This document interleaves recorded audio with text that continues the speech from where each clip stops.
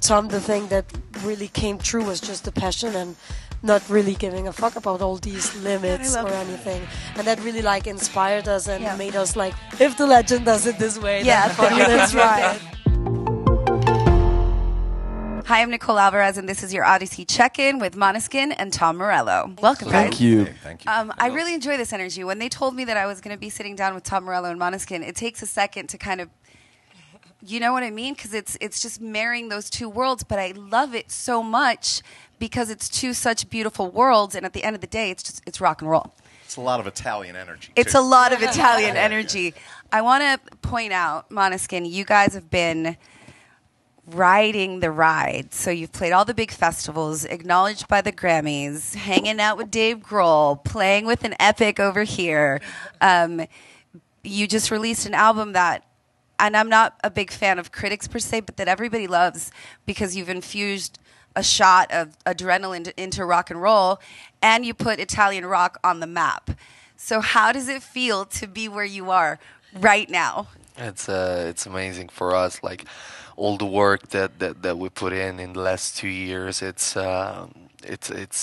coming to us at the end. So like releasing this album after all this work and having all this recognition is of course amazing for us, and also having the chance to play with Tom and to meet other like huge artists, of course, makes us feel amazingly happy. When you saw them perform, what got you? I mean, it has that energy to Yeah. it. It's the reason, when you first love music and first want to play Yes. rock and roll, and you Yes. have posters on your wall and strum, a tennis racket, like they evoke that Yeah. in an audience, Yeah. and it's great that they're really like carrying the flag and our standard bearers from a new generation for rock and roll. And it's a great. Here's the thing: is like I first heard about them from the the big hit song "Beggin'," right? Yeah. And then had the opportunity to jam with them, and like it's really a great band. Like we have like Yes. just a half hour ago, before we were doing some other thing, playing some show, and beforehand we had like this kind of 10-15 minute jam just spontaneously that was so fun and so great and so like authentic. Like some of them have known each other when they were like Since 12 high years, school, 12 right? years old. They began Beautiful. playing on the streets of Rome at 15. Busking. I think that's called busking. It's called busking. Yeah, in The Rome. Americans might know as playing for change on the street. Yeah. But like it's a real band that has really paid their dues, and it's just it's great to see, and we always have a lot of fun playing together. So let's get to the album Rush. That is fantastic. It's 17 incredible songs. Blah, blah, blah is my favorite. Mine too. Yes. You do not hold back at all, but the album is unapologetic. It's sexy. It's savage. You talk about everything from drugs to heartbreak to some dabbling in politics, or you definitely have a voice. And then there's Tom. But let's start.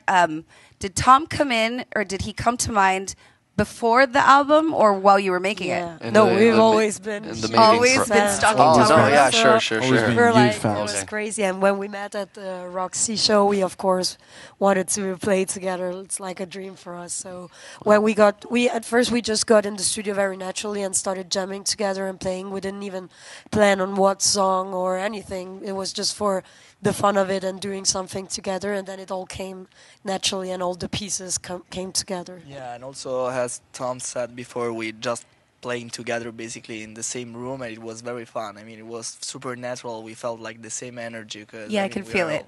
both Just sitting musicians, here. of course. But It's why yeah. you sign up to do it to begin with. You're just doing it because it comes naturally, and it's a great time playing together. So. It's such a pleasure to hear you and them create, I wouldn't say a new sound, but to just offer more rock and roll to a world that I think is lacking in it sometimes. As much electric moaning as I can put in a song as possible. That's what I aim for. But I also like the fact, like this is a band. It's an unusual thing in 2023 to have a rock and roll band that has songs on the radio. Then to have a song on the radio that has not one but two guitar solos in it is really it's Exactly. like an anomaly, in this day and age. And so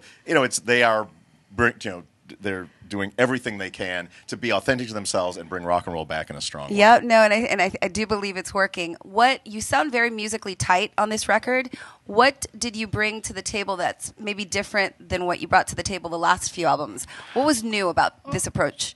For this album, actually, we really changed the approach because we we were used to go in the room and jam, the four of us. But this time we kind of tried embracing the differences between the four of us, because we have four very, very different backgrounds.